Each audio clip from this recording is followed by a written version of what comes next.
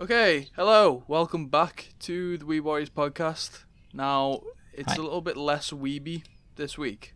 As you can see and probably hear from Spotify, we've got a new guest, and it is only us two.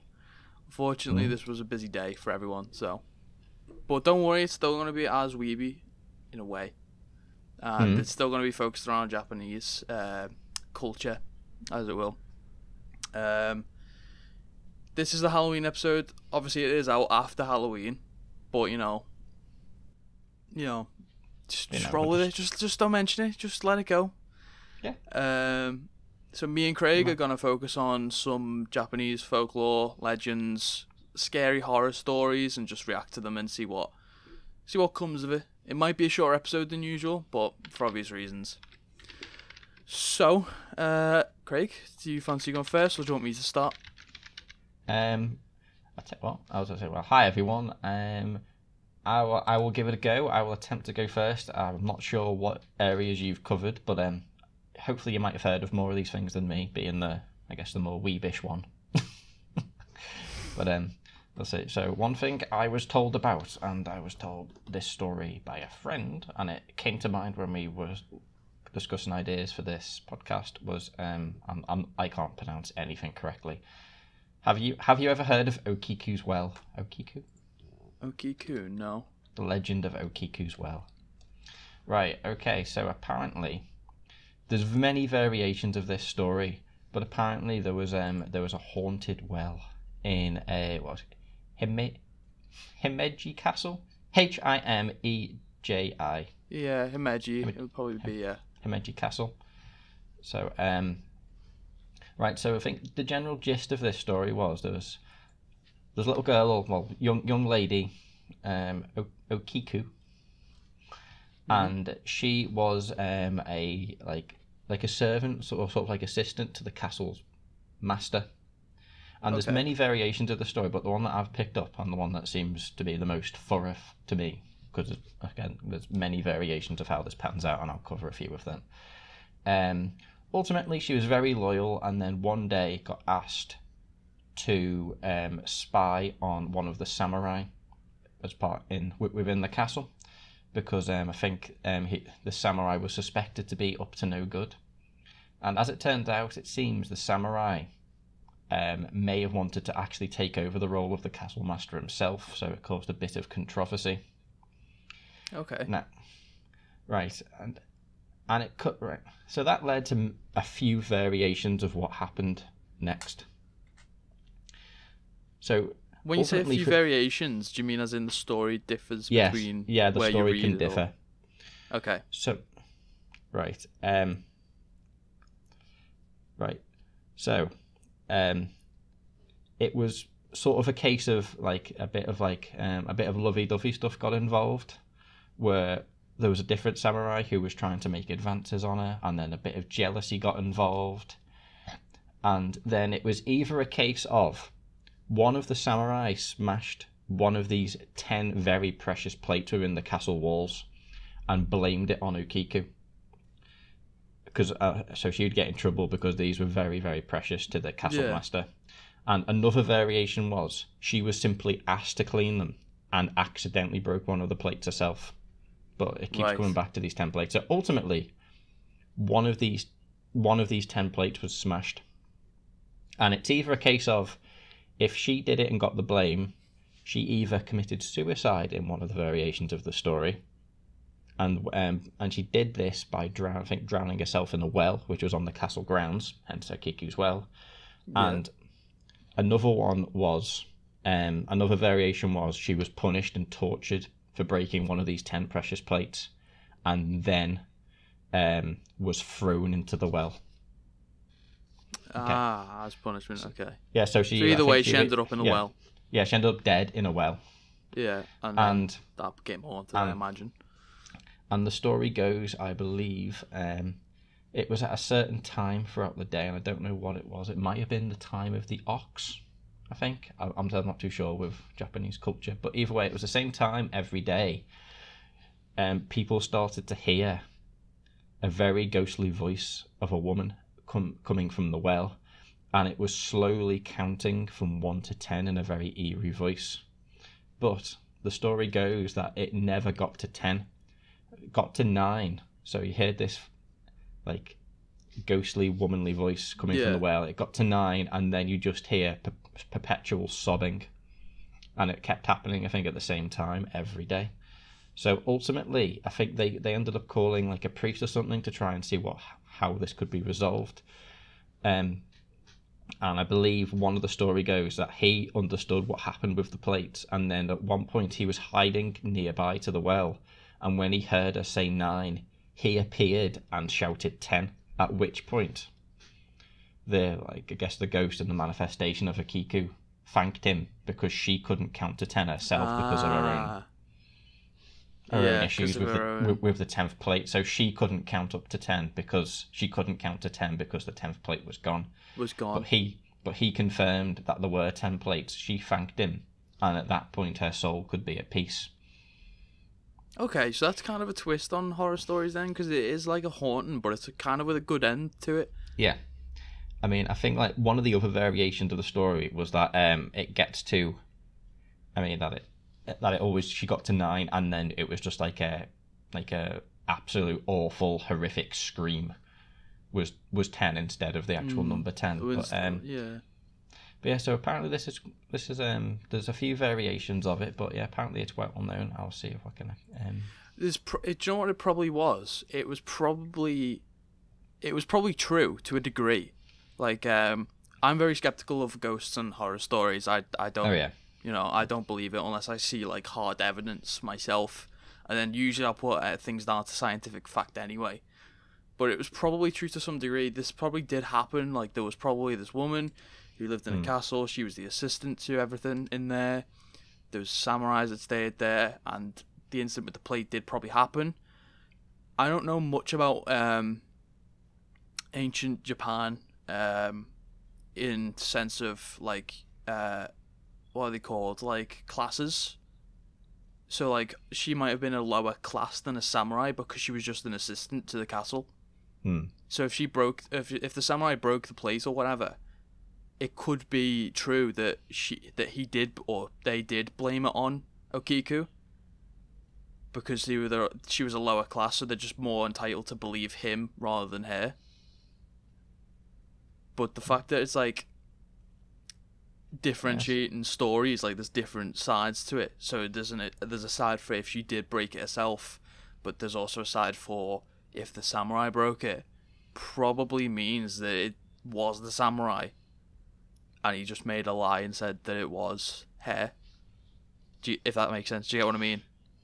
Yeah. Well, I guess. Yeah. I mean, I presume. Like, I don't really know. Like, it's difficult to try and track back the origins. Apparently, it first appeared in a theatre in 1741 as a tale, but whether this was based on any actual events, I don't know. I mean, I feel like there probably was a person, and I mean, in my opinion, like if obviously, I mean, I don't know what it'd be like back then, but if I was on castle grounds and I knew that someone either threw themselves down a well or was thrown down a well and died, I know, I mean, I would probably avoid that well for the rest of my time. Yeah, I'd be terrified of going near that well. I'd be like, ooh. I wouldn't choose to go near it, but at the same time, like, I don't know. I'm always interested to see if these things actually exist. Like, one thing I've always wanted to do is go on an actual, not like a tourist one, but an actual like ghost walk, abandoned, sightseeing thing. Not like a tourist one, because they always throw in their own scary things on hauntings and whatever. So I'm always skeptical on them. But I'd love to just go to an actual haunted place, or quote unquote haunted place, on my own, and then just like see if it's legit, see if anything happens. That's that I can't explain, or the science can't explain. I can say I've been on two, but obviously I haven't been in one in Japan. If you do venture back to Japan when all of this chaos is over, I'd very much like to hear your reports back if you do manage to get on one.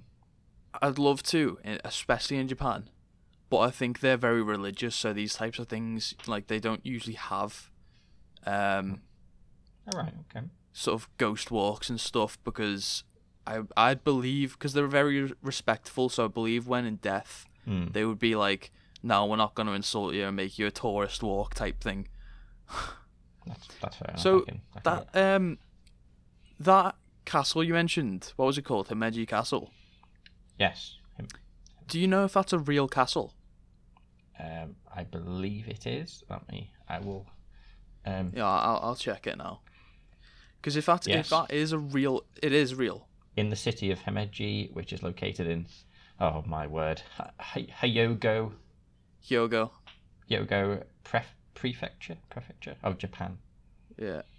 Okay, so it's kind of in between Hiroshima and Tokyo, the actual like Himeji city. I don't know if it would be a city, but so it is a real place. I'd venture it probably did happen in some form, but then over years, ghost tales have formed from it. I would say that's probably legit, that one. Like, the history of it, there was a samurai and there was this, probably young assistant female that was an aide to everyone in the castle, and he might have gone a bit rogue and broke a plate and blamed it on her because she's lower class and he can get away with doing that, I'd imagine. And then over years, ghost tales formed. Don't know if I'd believe the ghost tales, but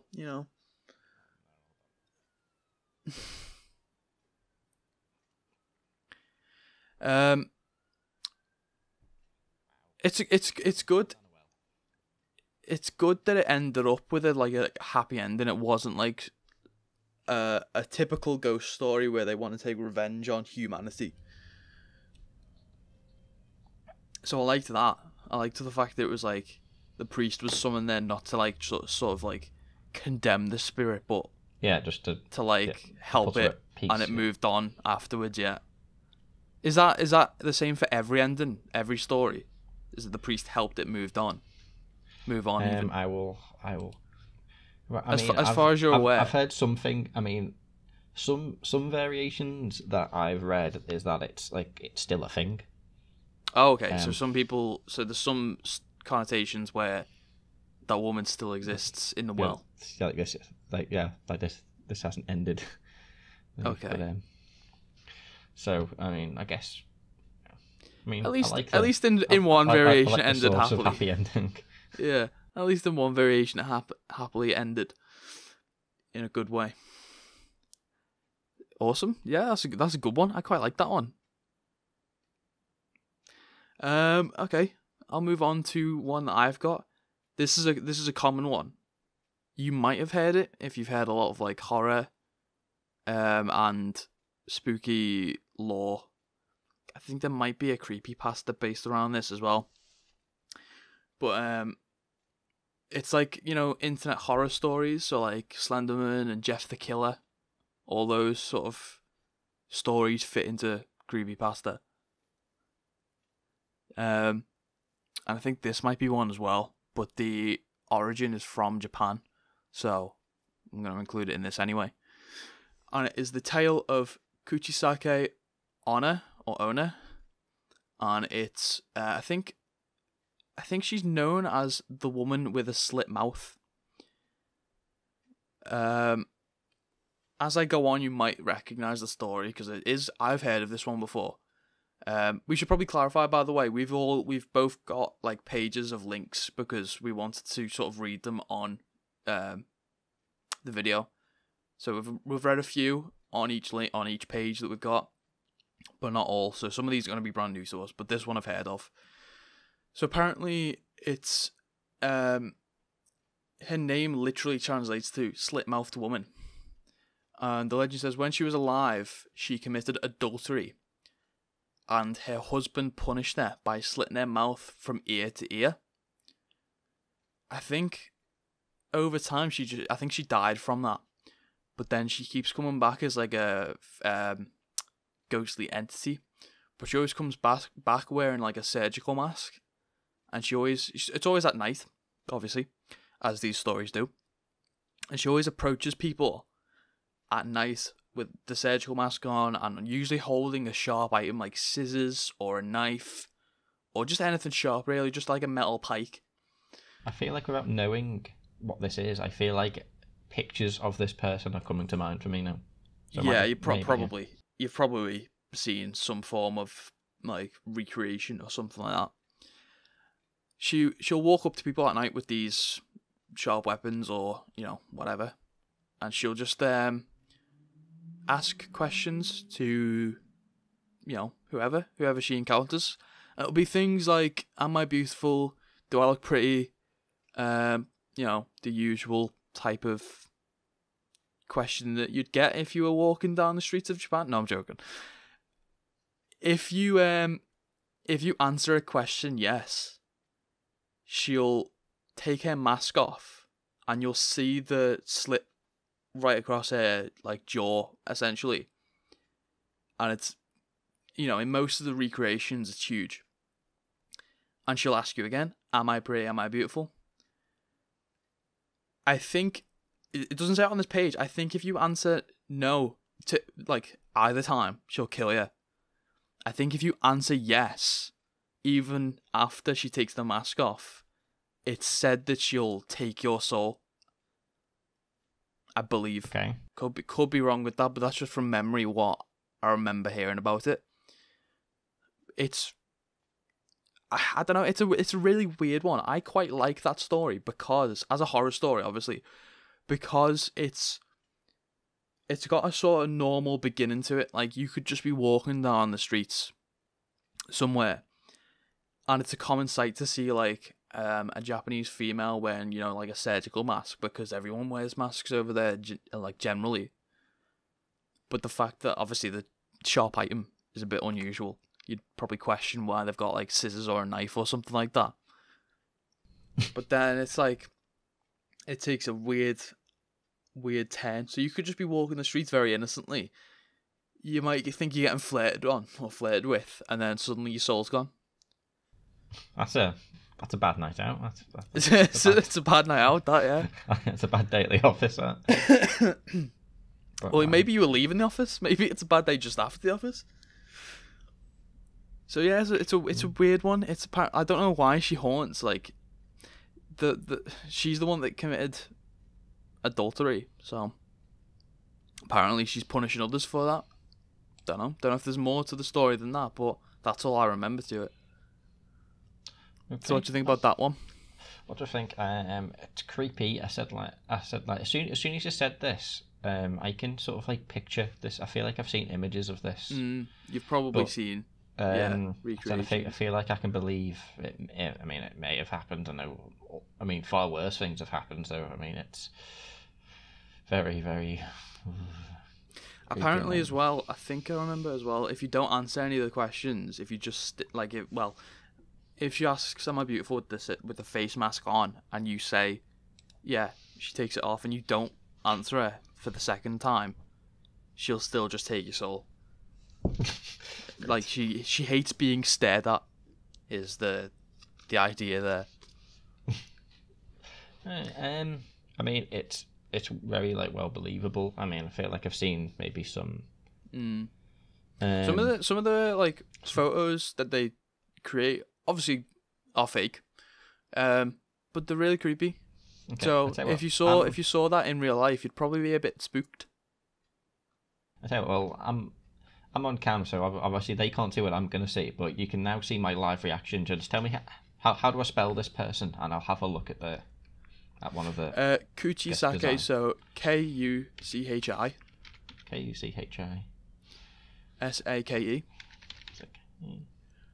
Onna. Right. Hold on, let me just go to the images tab. There's one. Sorry for the audio listeners, and sorry for YouTube watchers. There's one image where she's got like really pale blue eyes, and huge chunks of her mouth are missing. And it's almost carved in the shape of it, like a creepy grin. Yeah. Yeah. I'm looking at one of them now, like the sort of like creepy grin. I mean, could be like could be the Joker's cousin.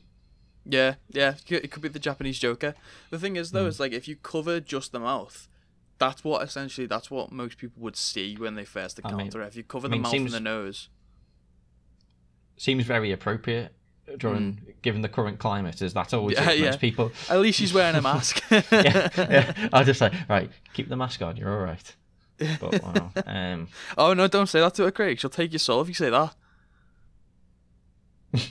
Yeah, don't say keep your mask on.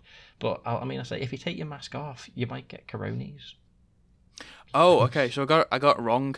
Apparently, if you say yes, she is beautiful, even after she takes the mask off, she makes you just as beautiful by slicing your own mouth from ear to ear. Oh, great. So it's right. So apparently, if you say she's still beautiful after she takes the mask off, you will end up just like her. Right. So ultimately, it's not going to end well. You're either going to die or have your face open. It's either die or probably death. Maybe might live with some, what's it called? Mutilation. So it's a bit creepy, that one. It's a bit of a dark turn from the one you had, but. That's what I quite like in a there's no ghost happy story. ending. There's no happy ending to that one at all. No, unfortunately. Right. Unless you're the slit mouthed woman. Shout out. Shout out to you. Know you're watching. Yeah, please don't visit. I think we're fine. I don't think she can leave Japan. Okay, well that's. If she can leave Japan, what the hell? How are you getting to Japan? To anywhere else except for Japan? Do you not know it's a pandemic? Yeah, so that's my first one. Do you want to go into your second one? If you've got, I'll go into my second one. This is another one that I actually came across a podcast on hilariously a while ago.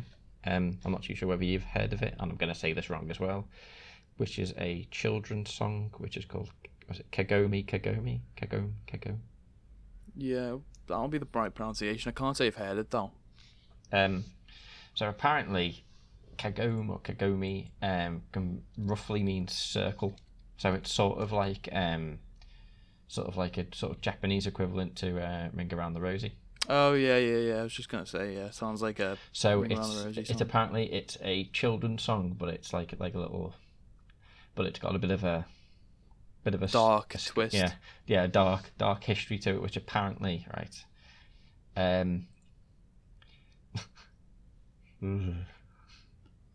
right, bear with me. I'm just going to try to give you the brief overview of what it was. Okay. Apparently, part of it is it goes back to an orphanage in the Second World War, where apparently Nazis were trying to do some weird experiments on the human brain, which related to trying to find the mythical kill switch within the brain. Okay. And they were trying to run some diabolical tests on these children. Okay. So it wasn't great. So they were trying to. So they had some. So they got these children in an orphanage, and they were doing all kinds of mad brain experiments on them, like trying to remove parts of the brain or trying to do like subconscious brain control type things.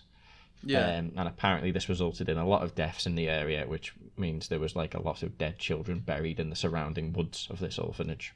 So it's just to set the scene. It's a pretty creepy place in the middle of the war, overrun by Nazis doing horrible experiments. So here's where. Are you aware if this was in Japan, or is this just they've used like a Japanese method for say? Right. Or do you not know that, or is it not something? It doesn't seem to be specifically confirmed, but apparently the story dates back to 1942 at an orphanage in Japan's Shimane. Okay. In Shimane. Yeah. So apparently it was in a Japanese. And forgive me, I'm no history buff, so I have no idea what was going on in Japan come the Second World War. But yes, apparently this No, is based that answers in my Japan. question. So, I'll read this bit out to you.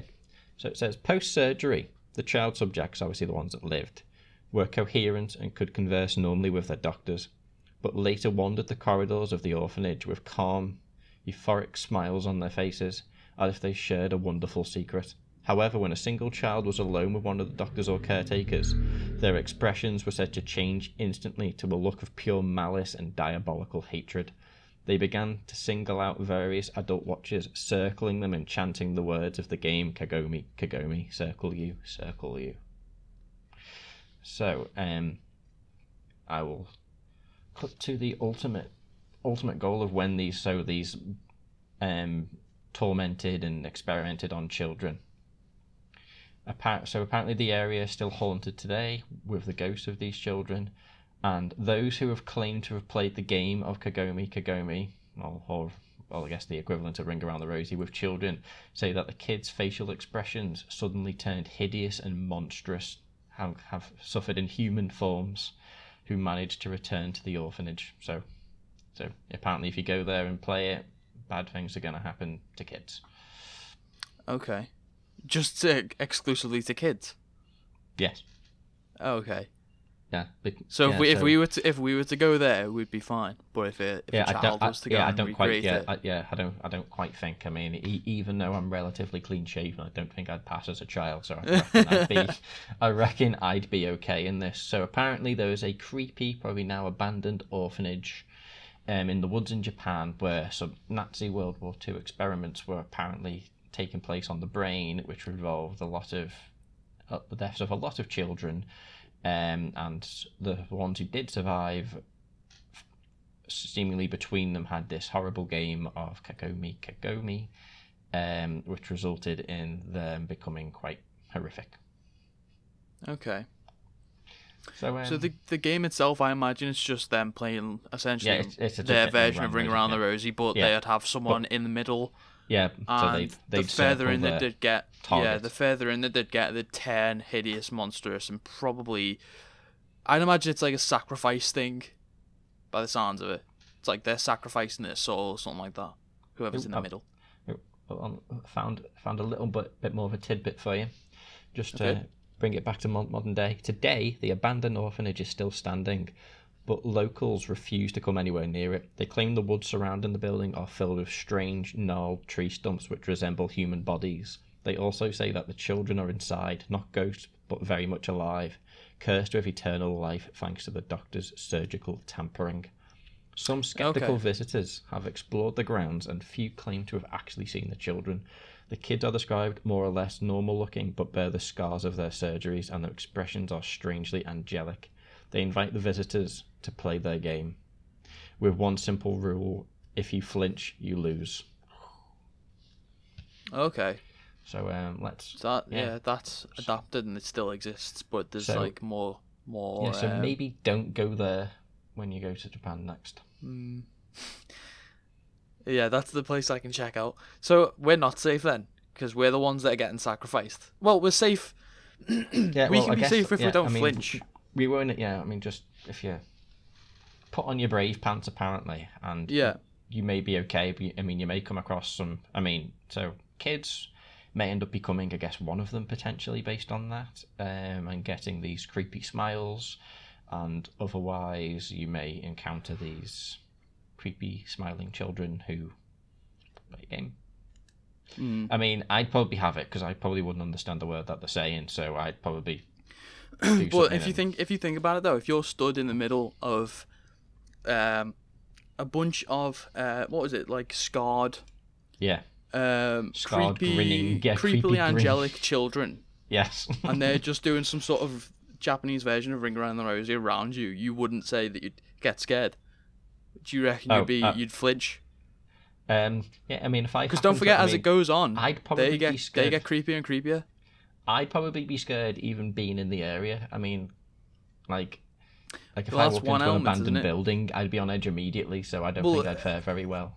Apparently, you said then the trees can look like human bodies. Yeah, so what an area this would be. As you're getting close to it, you're already getting a bit spooked, aren't you? Because you're thinking you're seeing people. So I like the yeah. idea of as long as you don't flinch, you're fine.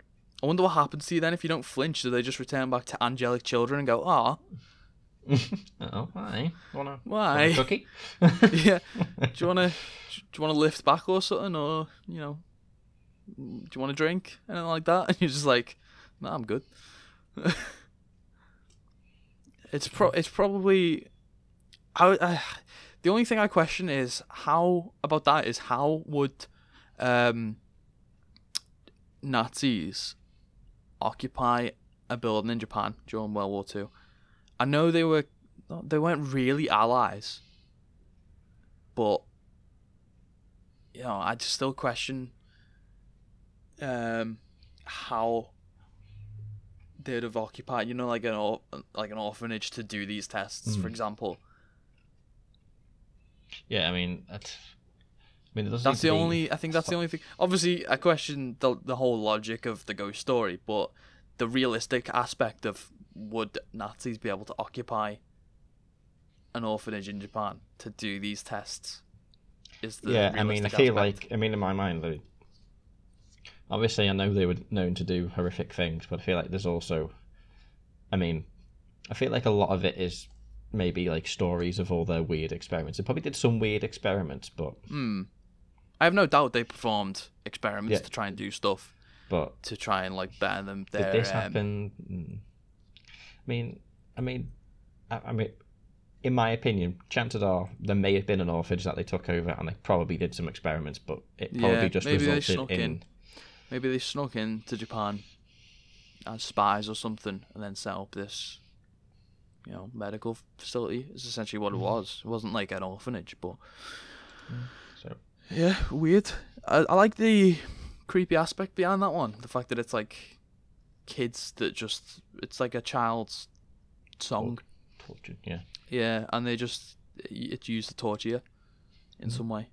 And it's almost karma, because the people that taught them to do that were the ones that ended up dead from it. I guess it's like you've essentially killed yourself here. Very true, and I guess it also it sort of goes back to the original Ring Rosary, which is like you can hear it and you can see it, and it might just be like you just hear it as an innocent thing that kids sing and do, but then if you know like the history behind it, if you know the background, we're saying it's like you're gonna die. Was it? It's the plague. Yeah, the Black Plague. That's got some sort of sinister connotations behind it too. Obviously, this has got far more sinister connotations, but neither of them are great. Yeah, this one's worse because it's actually intended to be a killing ritual, whereas the Ring Around the Rosie is just like a story about death. But yeah, that's cool. I like that one. Okay.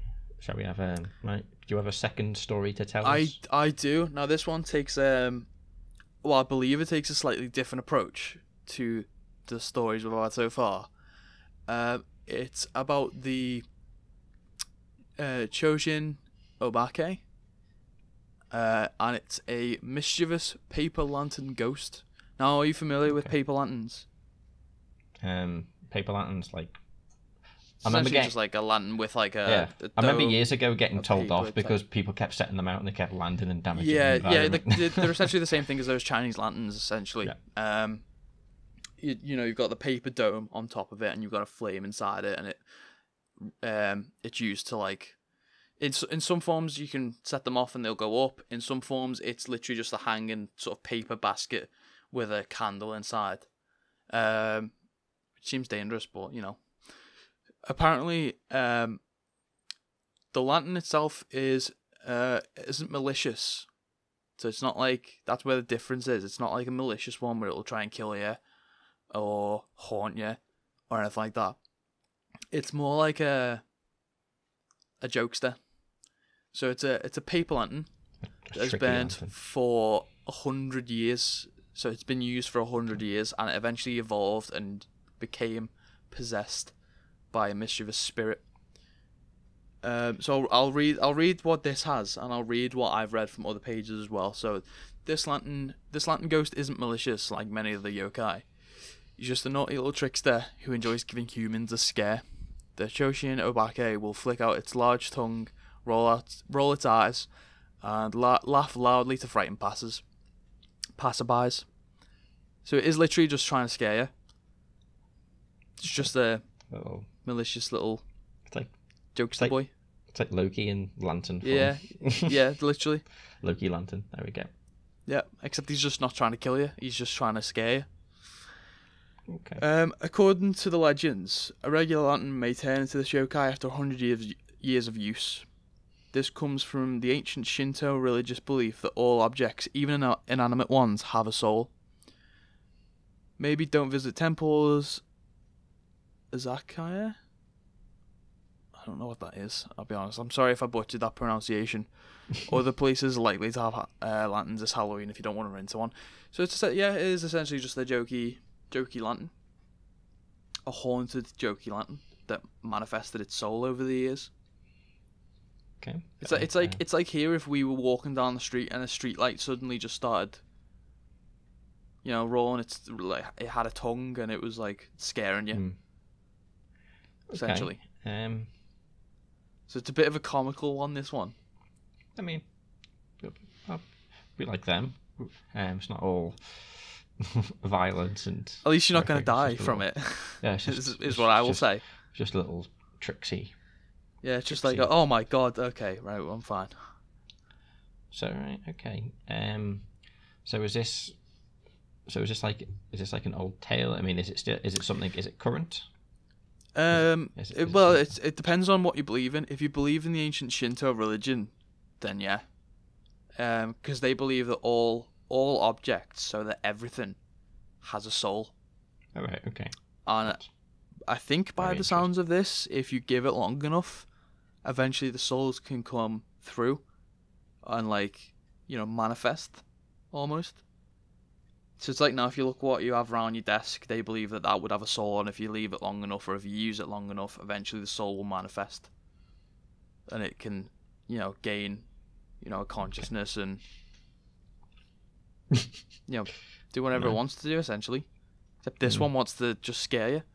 Alright, okay, so was I saying potentially, if there was a strange telephone box on the wall that had some sort of vague human figures, it might gain its own personality. I don't know if it even has to have human sort of similarities. I think it's just any inanimate object can have a soul, or does have a soul. And eventually, if you leave it long enough, at least by the sounds of this, obviously 100 years is the idea here.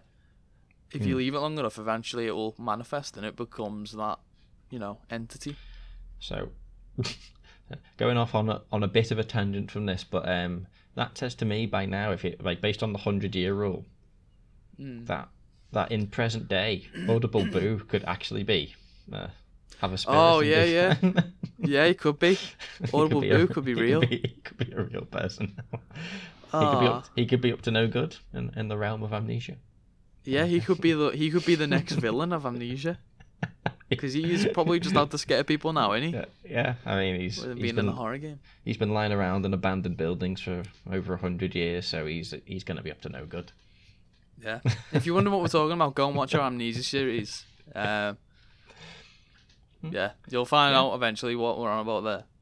Yeah, look forward to that. All right. Okay. Very sweet. Yeah. Good. So that's my second one. Right, my last one, I was going to take something that put a bit of a twist on it, put a bit of a FishStakes twist on this one, because I know something you might be able to tell me more about, because it's relating to Oni in general, because I mean I believe that's a big thing. Yeah, it's essentially just translates to demon.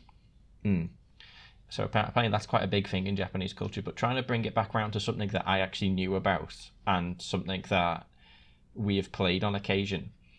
I was going to talk about the character known as the Oni, or Kazam Yamaka,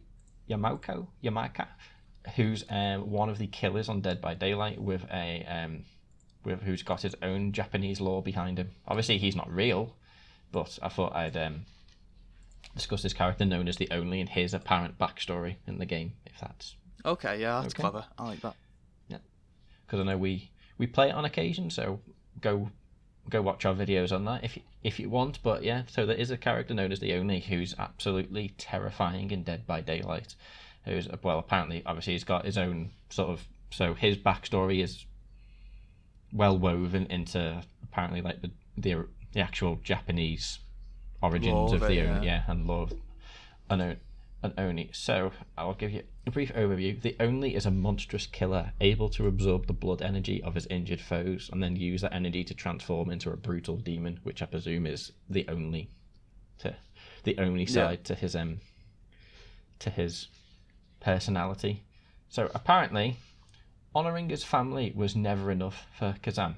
He wanted to surpass his father's reputation, and it was during the time when I think the Japanese samurai culture was waning a bit. It was, I guess, maybe like turn of the tide for they were becoming less popular.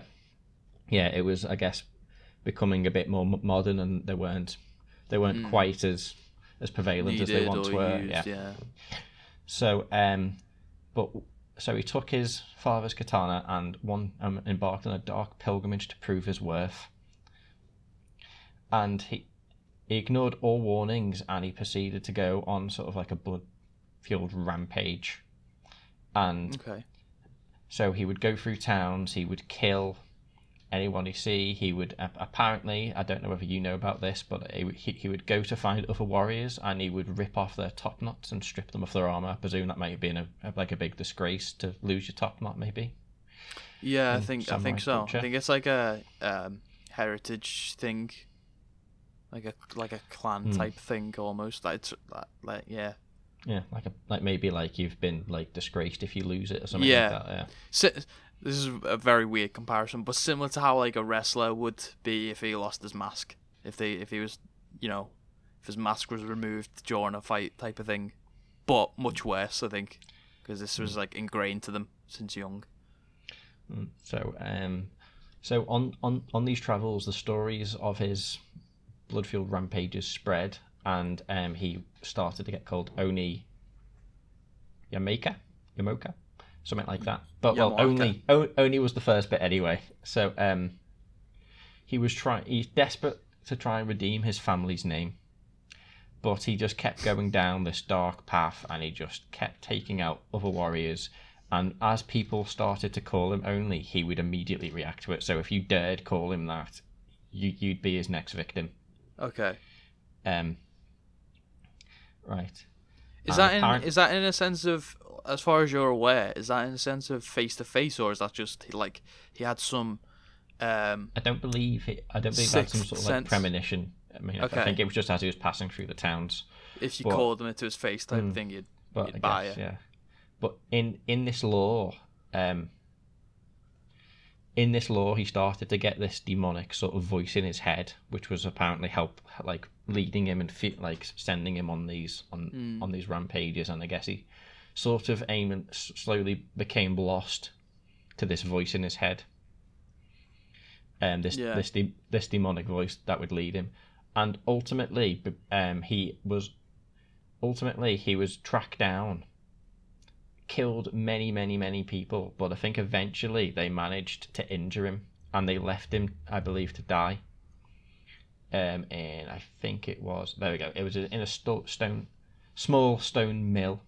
He was tortured and then finally left to die a very painful death. And I know that, I mean, I've seen a lot about Japanese torture methods on various TV shows and stuff in the past. So some of them can be pretty horrific. It doesn't say what it was, but I know there's some pretty bad ones. So when his captors returned and thought that this is the end of this horrible slaying person, the mill was filled with a strange black fog, and his body was nowhere to be seen, and thus the legend of the Oni begun. So, and as you play it in the game, so he goes around, he's a very scary figure anyway, but then as he collects the blood of his victims in the game, he becomes this demonic Oni figure who glows like an angry red, and he can move around, and it's terrifying. He's just when he takes his demonic Oni form, he's absolutely Terrifying, Okay. moves really fast, and you see him, you run for the hills. So yeah, Okay. that's a bit of a twist on it, but yeah, I thought it was nice that we've played that on occasion, and there is a bit of like a Japanese sort of like ghosty horror story interwoven into one of them. So there you go. I like that. Like, I like it's just a normal man who went mental because of the turn of the century, and he ended up starting to go and kill people. I googled it and I read some more on it as well. Apparently, that voice in his head at first was his dad, his father. Oh, right, okay. I guess that would make sense. And reminding him of his failures. That's why he got so angry. Apparently, one day he went into the woods and found an Oni statue. Apparently, he could hear the statue ridiculing him, and getting like angry because that statue was the actual Oni, yet the samurai was getting called the Oni. So I think it went something along the lines of the Oni then possessed him, took his soul, claimed the body for himself, and carried on this fit of rage and murdering spree type scenario. Hence why when he was injured and left for dead, when he eventually passed, it was just a black fog, because that wasn't actually the samurai anymore. It was the Oni. He was believed to be possessed. He'd become everything that they'd named him for. Yeah, literally. All because, he was unhappy that technology was advancing, Yeah. So if you ever refuse to learn something new, let that be a lesson to you. You'll get possessed by a devil. Yeah. Or Tom Cruise will make a film about it. Or Tom Cruise. Shout out to The Last Samurai. Right. Okay, I like that one. That's a good one. It's it makes sense, essentially. Like, it's obviously, as technology, I imagine, started to advance and they stopped needing samurai, because the samurai used to be their army.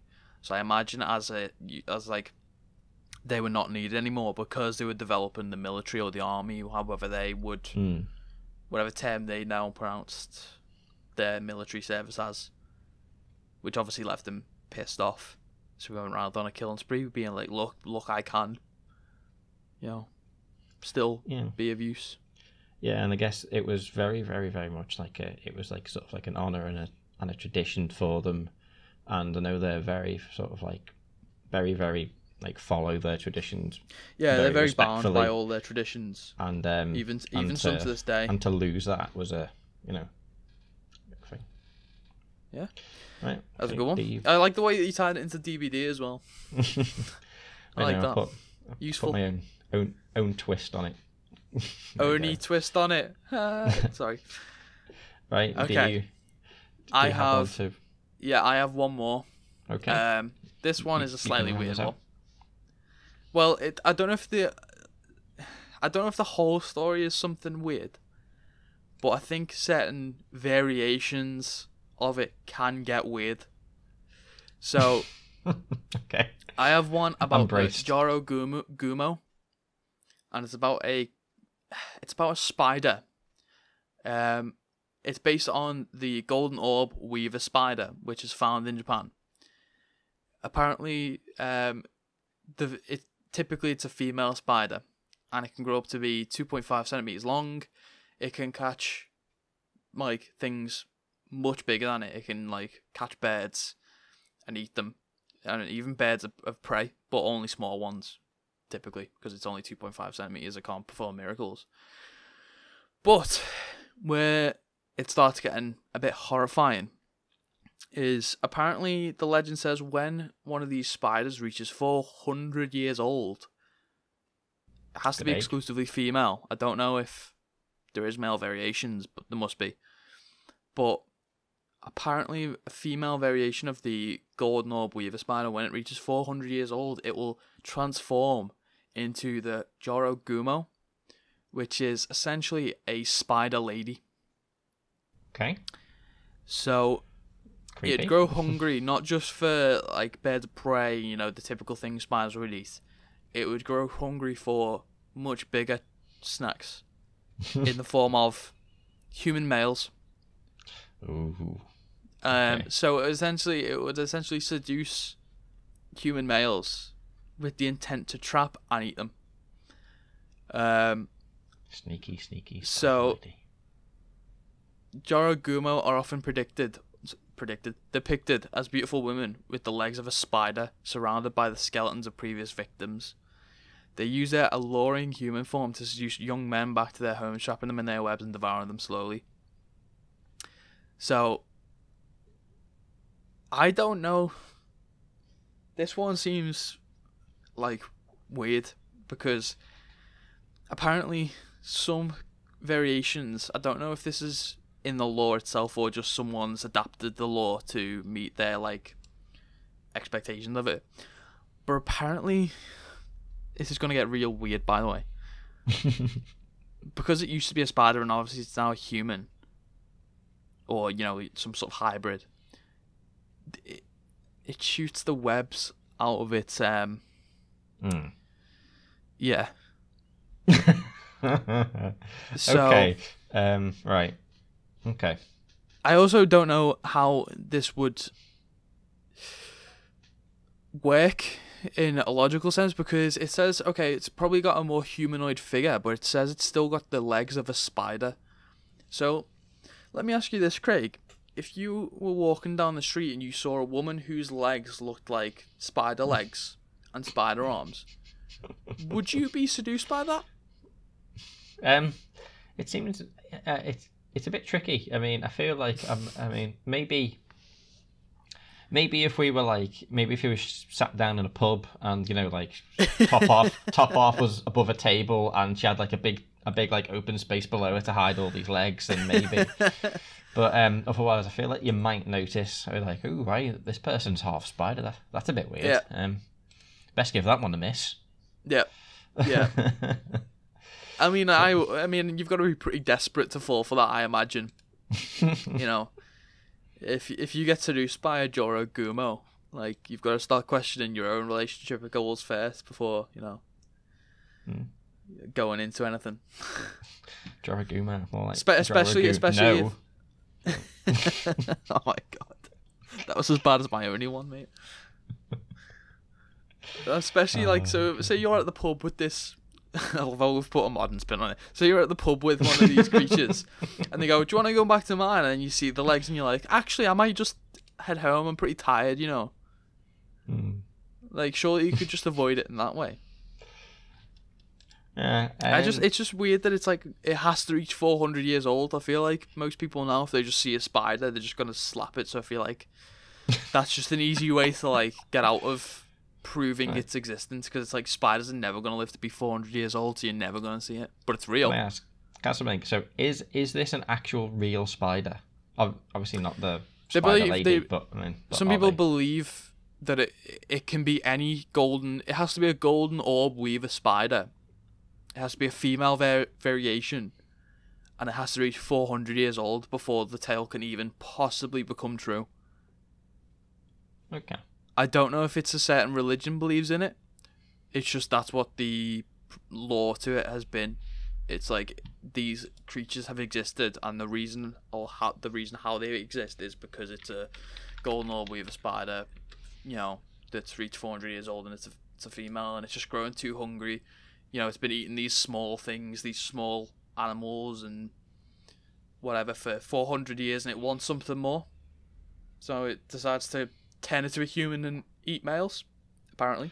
Okay, but very, very creepy stuff. Yeah, I mean, I can certainly picture coming across this in a game as like a horror game being something. I think a lot of games have adapted this legend into their villains.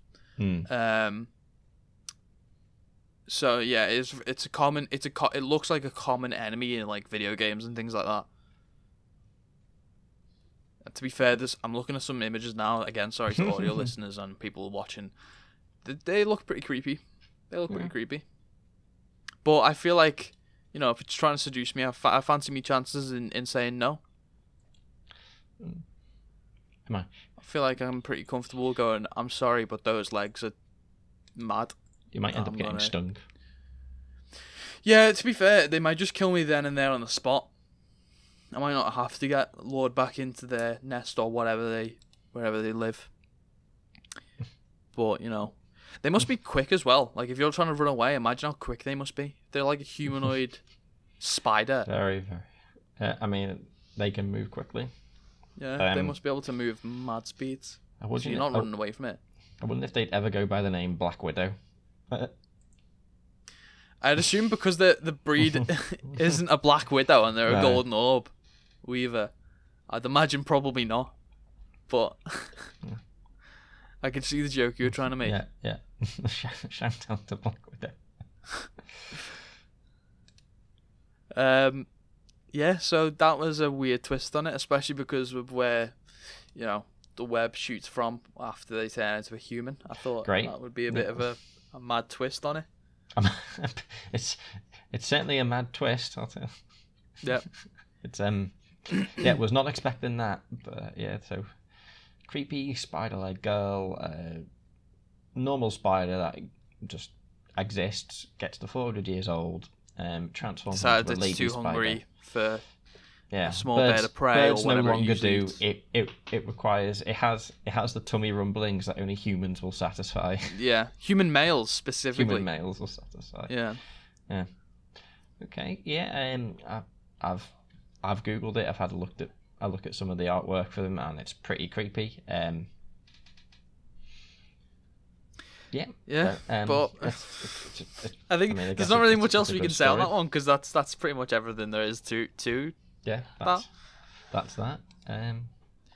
Leave a comment if you'd get seduced by a Joro Gumo. I guess. I mean, I look forward to whenever. I mean, I believe I have a scheduled guest appearance in a future podcast where I'm going to ask all the things that in my head I don't know about Japan.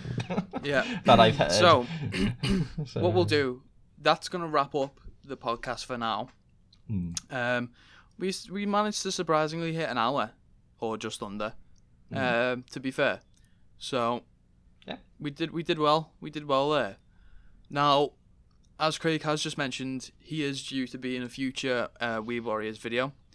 The idea for that is gonna be he's probably the one that knows least about Japan from the FishStakes crew, so he doesn't really know all the code words and, you know, the actual official Japanese names of items and objects and shows, religions, all things like that. So what we're going to do eventually is have him guest on one of the Weeb Warriors where we get a list of Japanese words that we present to him, and he's going to have to guess what they are, or, you know, make a best guess, educated guess on what they are.